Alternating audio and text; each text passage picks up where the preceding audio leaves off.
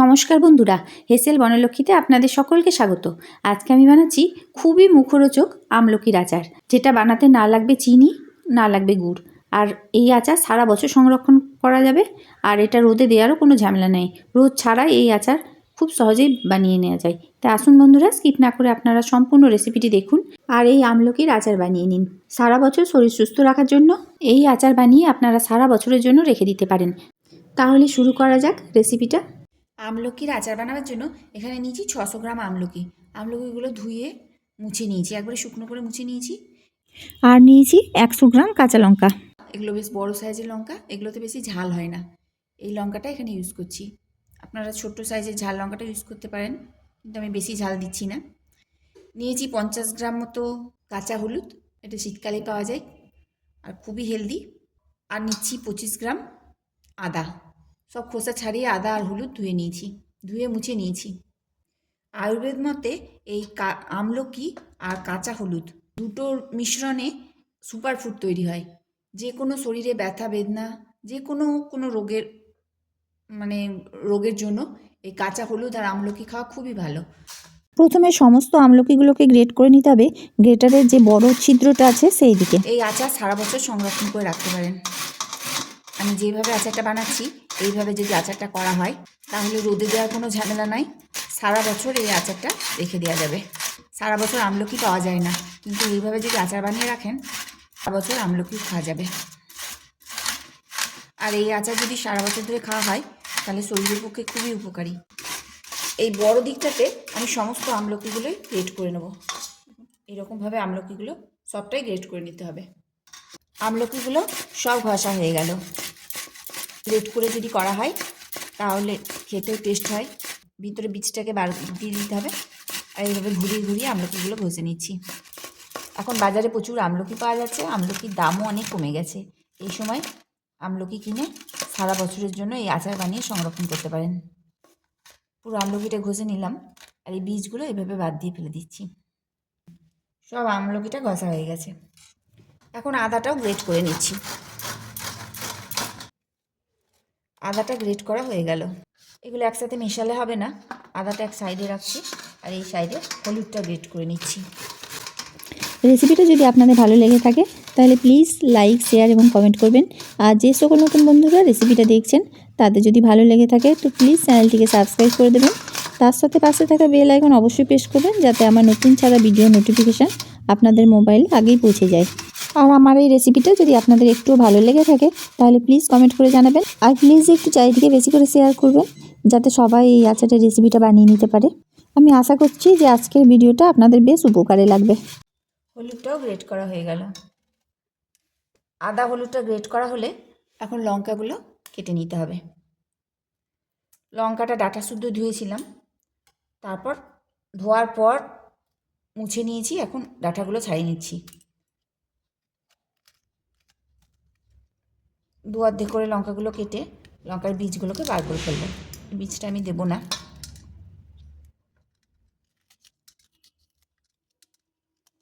একটা দুটো পড়লে অসুবিধা নাই, কিন্তু অতটা বীজ দেবো না।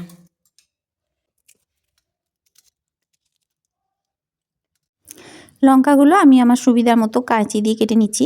তো আপনারা যাতে সুবিধা হয় ছুরিতে অথবা বটিতে, যাতে ইচ্ছা হয় খুব কুচি করে কেটে নিতে হবে। চপারেও চপ করে নিতে পারেন, যাতেই কাটেন খুবই কুচি কুচি করে কেটে নিতে হবে। এইভাবে সব লঙ্কাটাই কুচি করে নেব। এখন কড়াই গরম করে প্রথমে আচারের মশলাটা তৈরি করে নিতে হবে। যে চামচে জলখাবার খাই সেই চামচটা এখানে ইউজ করছি পরিমাণটা বোঝানোর জন্য। 1 চামচ মৌরি দিয়ে দিলাম। এই মৌরিটা এখন ড্রাই রোস্ট করে নিতে হবে। আর এর মধ্যে দিয়ে দিচ্ছি ওই চামচেরই হাফ চামচ পরিমাণ মেথি। এখন গ্যাসের ফ্লেম লোতে রেখে মশলাগুলোকে ড্রাই রোস্ট করতে হবে। সমানে মশলাটা নেড়ে যেতে হবে, না হলে কোথাও ভাজা হবে কোথাও ভাজা হবে না। মৌরি আর মেথিটা যেহেতু একটু ভাজতে বেশি সময় লাগে তাই ওটা আগে দিলাম। ওটা একটু নেড়ে নিলাম। এখন এর মধ্যে দিচ্ছি 1 চামচ কালো সর্ষে আর দিচ্ছি 1 চামচ সাদা সর্ষে, ওই একই চামচের ইউজ করছি। এখন মশলাটা একসঙ্গে খুব ভালোভাবে ড্রাই রোস্ট করে নেব। গ্যাসের ফ্লেম কিন্তু লোতে রাখা আছে। খুব বেশি যদি ভাজা হয় তাহলে মশলাটা আচারে মোটেই ভালো লাগবে না, তাই খুব হালকা ভেজে নিতে হবে। মশলাটা আমার ভাজা হয়ে গেল। মশলাগুলো একটু যখন চুটুর পুটুর করবে এরকম, তখনই এটা সঙ্গে সঙ্গে ঢেলে নিতে হবে। এই যে চুটুর পুটুর করতে লেগেছে, এখন এটা ঢেলে ঠান্ডা করে তারপর গুঁড়ো করব। এখন ওই কড়াইয়ে দিয়ে দিচ্ছি 1 চামচ পরিমাণ কালো জিরে, ওই একই চামচের, আর দিচ্ছি 1 চামচ জোয়ান। এটা গুঁড়ো করব না, এটা গোটাই রাখবো, তার জন্য আলাদা করে ভাজছি। কালো জিরে জোয়ানটাও লো ফ্লেমে ভেজে নিতে হবে। এখন এটা ভাজা হয়ে গেল, 1 মিনিট মতো লো ফ্লেমে ভেজে নিলাম। এখন গ্যাসটা বন্ধ করে দিচ্ছি, আর এটাও ঢেলে রাখতে হবে।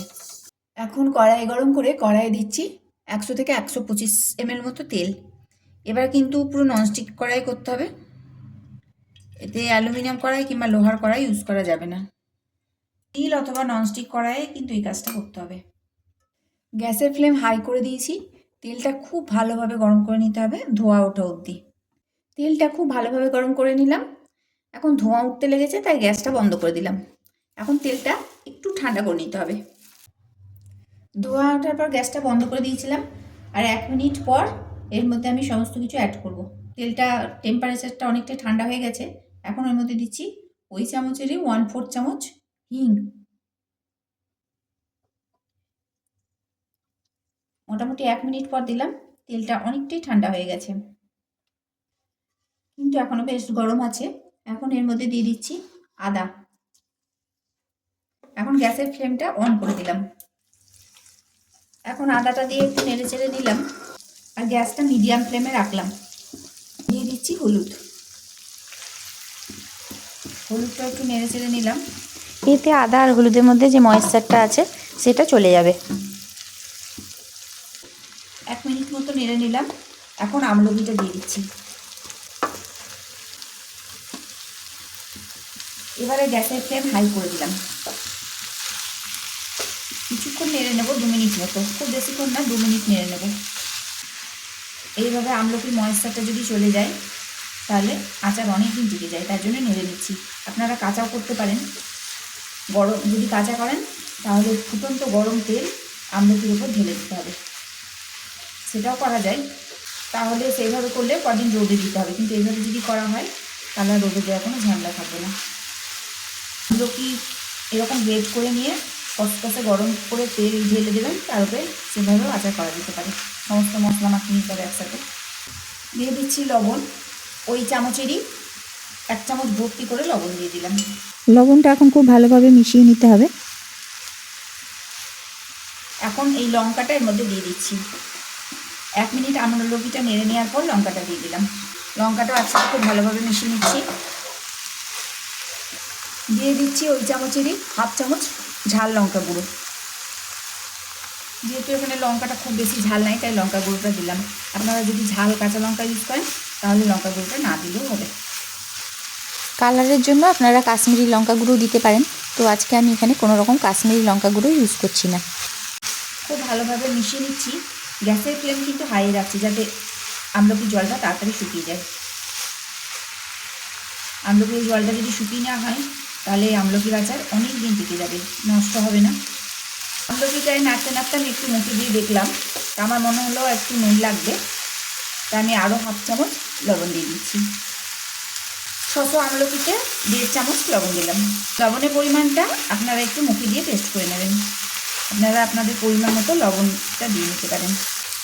মোটামুটি আমলকির এই ময়েশ্চারটা শুকাতে আমার 3 মিনিট টাইম লাগলো, আর সমস্ত ময়েশ্চারটা এখন শুকিয়ে গেছে।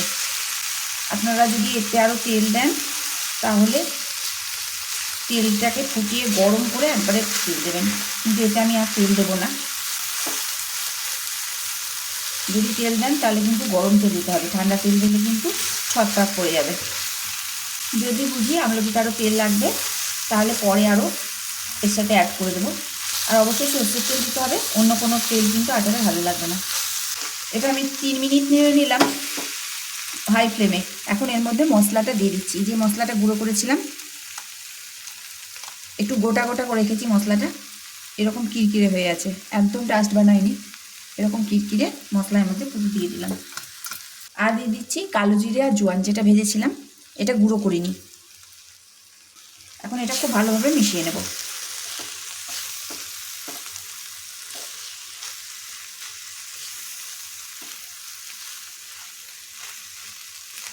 তবে আচারটা দেখে মনে হচ্ছে এটা একটু তেল লাগবে, তবে আমি এখন আর তেল দেবো না, পরে গরম করে এর সাথে তেলটা মিশিয়ে নেব।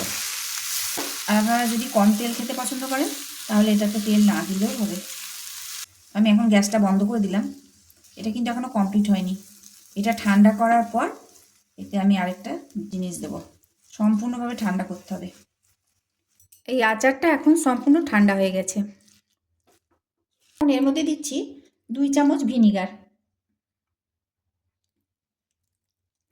ভিনিগার দিলে আচারটা অনেক দিন টিকে যাবে, প্রিজারভেটিভে কাজ করবে।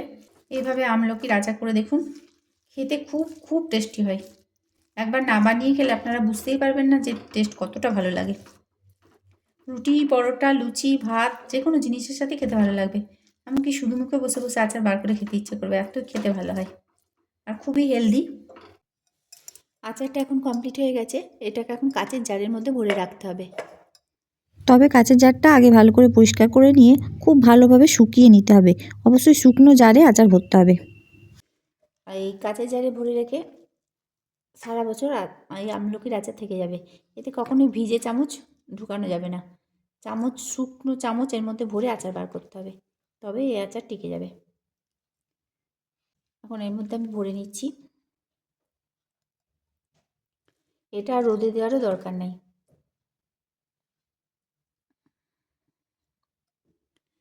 কতটা লোভনীয় লাগছে এই আচার। এই আচারের শিশিতে আমি অবশ্য আরও সর্ষের তেল অ্যাড করব। তেলটা খুব ভালো করে গরম করে তারপর ঠান্ডা করে সেই তেল কাচের শিশির মধ্যেই ভরে দেবো। সমস্ত রেসিপিটি দেখার জন্য এসএল বনলক্ষ্মীর তরফ থেকে অসংখ্য ধন্যবাদ।